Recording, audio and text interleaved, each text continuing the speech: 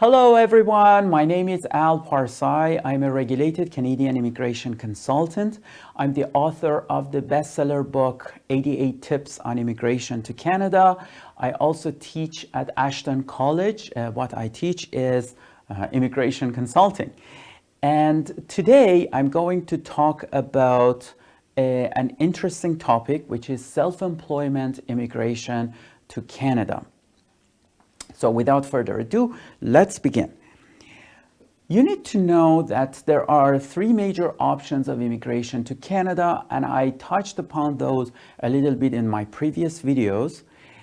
But just to recap, we have family reunification options, immigration under economic classes, and also refugees. So the topic of self-employment immigration falls under economic immigration, which is derived from Section 12, Sub 2 of the Immigration Act. Economic immigration to Canada on its own is divided into two major groups: federal immigrations and provincial immigrations. Provincial immigrations target those people who want to immigrate to Canada, but for the purpose of residing in a specific province or territory of Canada. But economic immigration means that you immigrate to Canada, but maybe you haven't made up your mind yet, and you may end up living in any province or territory of Canada with the exception of Quebec. So if your destination is anywhere but the province of Quebec, then you may immigrate under federal immigration options. And if we look at the economic immigration options, federal. So if we look at the federal immigration options, we can divide them into three major groups plus a subgroup. So the three major groups include express entry system, which on its own covers federal self-employed class, Canadian experience class, and federal skilled trades class. Then the next option would be self-employed class, which we will talk about today. And the third option is startup visa. On top of these three, we also have some temporary options or pilot options that come and go, like the agricultural pilot that will commence in March or April 2020. Today, let's talk about self-employed class. So self-employed class is defined under Section 88, Sub 1 of the Immigration and Refugee Protection Regulations. And it covers three methods of immigration, or three groups of people. One of them is those people who are active in cultural activities. The other one targets athletics. And the third one is agriculture. Unfortunately, the government of Canada stopped accepting applications for farm management or agriculture under self-employed class back in 2018. So unfortunately, this is not an option for now. If you already have submitted your application under this program, they still review those applications, so they won't reject you because of this decision, but they won't accept new applications. So let's talk about the other two, because those are the existing ones. So as I mentioned, one of them would be cultural activities, the other one is athletics. So when it comes to cultural activities, think about, for example, artistic painters, musicians, people who are active in theater, directors of movies, or in general, whoever is related to movie industry, and many other things like handicrafts and so on and so forth. But keep this in mind, that when you are applying, you also need to be a self-employed person. So if you are an artist, but you work for a company as an employee, despite that your activities are artistic, you cannot apply under this program. So we need a combination of cultural activities, like you are a freelance author. You write books, sell books, and make money because of your books. Not somebody who is hired by a newspaper, for example, to write for them. As long as you are self-employed and the activity is cultural activity, then you might be able to apply if you meet the rest of the requirements. Okay? The same thing is for athletics. Of course, we are talking about professional athletes, and it could be any field. And we also talk about coaches, that they help them to proceed, or referees, as long as they are, again, self-employed and they are active in the field of athletics. Before I explain self-employment in more details, I need to explain a term, and that term is qualified period or qualifying period. Qualifying period refers to the duration in which your self-employment activity is acceptable by the immigration authorities of Canada. And calculating it is a little bit difficult.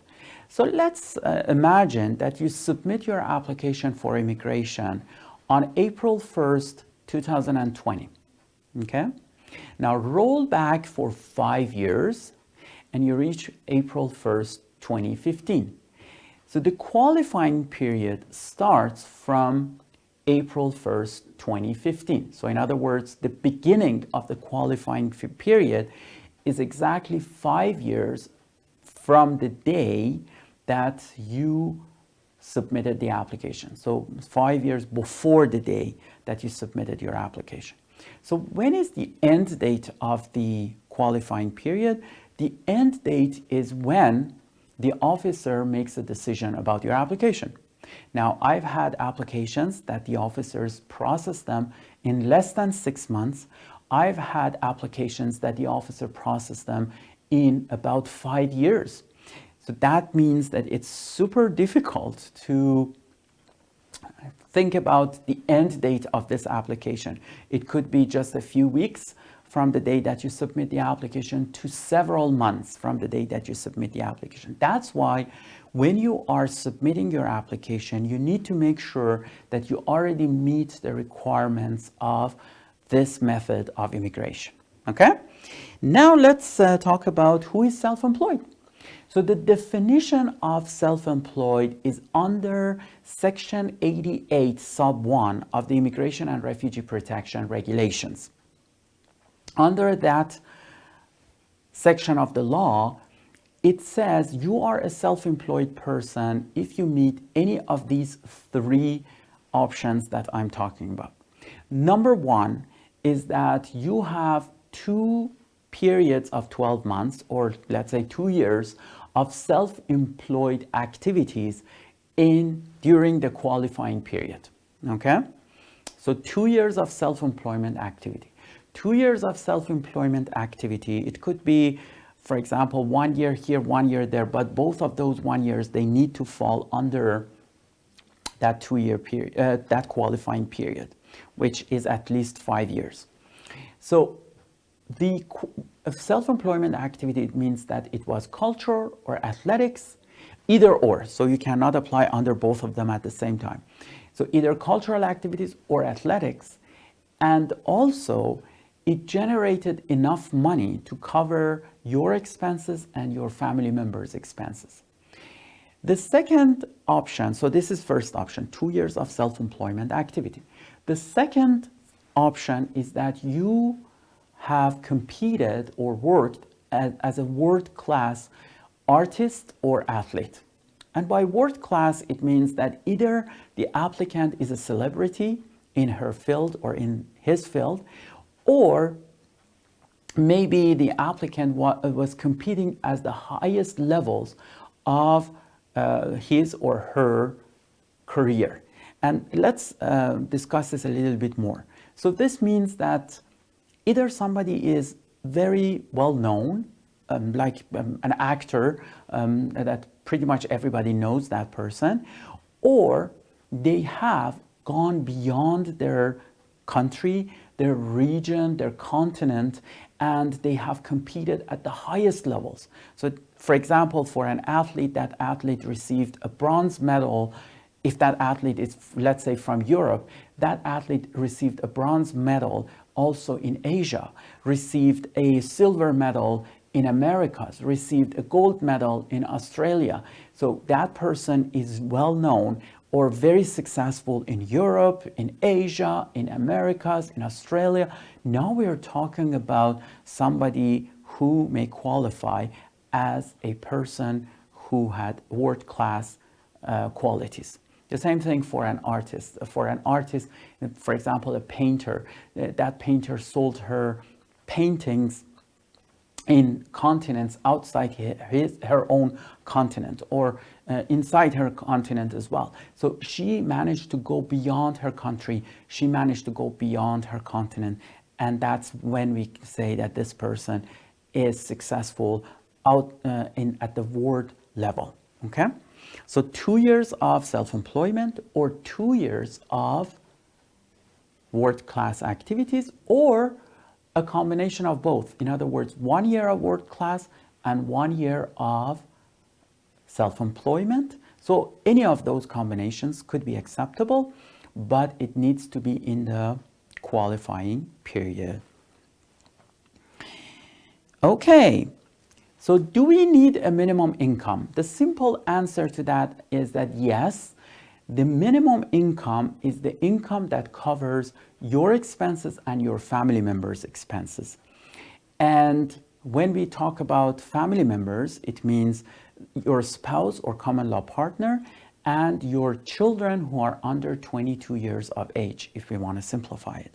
So your income, your self-employment income, needs to be enough to cover the expenses of you and your family members, regardless of other sources of income, that regardless of your spouse's income, regardless of, for example, if you have a rental property income, those are not acceptable. You need to show that your income from self-employment activities was enough to cover the expenses of yourself and your family during those dates that you say that you were self-employed. Okay? The other issue that you need to prove to immigration authorities is intent and ability. It means that you have the intent and ability to be a self-employed person in Canada. Okay? The officer looks into your previous history, how successful you were back home or internationally, and that of course shows them that you could also be successful in Canada. They look into a business plan that you have shown to them, and that business plan is comprehensive, explains that you know what you are doing. They look into how much you have contacted the people you have mentioned on the business plan, the Canadian organizations. Did you make any arrangements with them? Have you signed any memorandum of understanding with any of them? Have you received any job offers, freelance job offers from them? Are you already working with Canadian entities? Do you already have a work permit to Canada and you're already in Canada and working in Canada? And can you make an investment in Canada? Do you have enough money to make an investment and pursue your self-employment activities? The officer considers all of those to see if you actually have the intent and ability to settle in Canada as a self-employed person. If you look at section 88 sub 1 of the regulations, it also talks about significant contributions. But my personal experience in the past 9 years that I have worked with many self-employed applicants is that the officers do not focus on significant contribution that much. And it's partly because if you look at the operational manuals for the officers, they say that use significant contribution only when you are concerned that maybe this applicant is not a serious applicant. Otherwise, if the applicant shows that they have a very good history, they also prove that they have the intent and ability to establish their self-employment activity in Canada, then the chances that the officers approve the application is relatively high. There is also a point system for self-employed applicants. It's a 100-point system, and you need to receive at least 35 points to qualify for this method. As you can see, 35 out of 100 is nothing. And I explained to you the details of the point system. And also under section 100 sub 2 of the regulations, it says that if the officer is not convinced that the applicant meets the minimum requirements and the definition and the intent and ability, just refuse the application. Don't calculate the points. So simply put, I haven't seen any cases who was approved or who was refused that the officer actually calculated the points. So don't count on the points. But again, it gives you an idea of other merits of this kind of application. So education, up to 25 points. Now, for somebody who holds a master's degree or a PhD, that would be 25 points. For somebody who has a high school diploma, it's 5 points. Below high school diploma, nothing. Experience, 35 points for 5 years of work experience as a self-employed person. If you accept you have a complete 5 year of work experience, then you receive the whole 35 points. Obviously, under 2 years, you will receive 0 points and you will be refused. But between 2 years and 5 years, it varies from 20 points to 35 points. Age, if you are between 18 and 49, you will receive 10 points.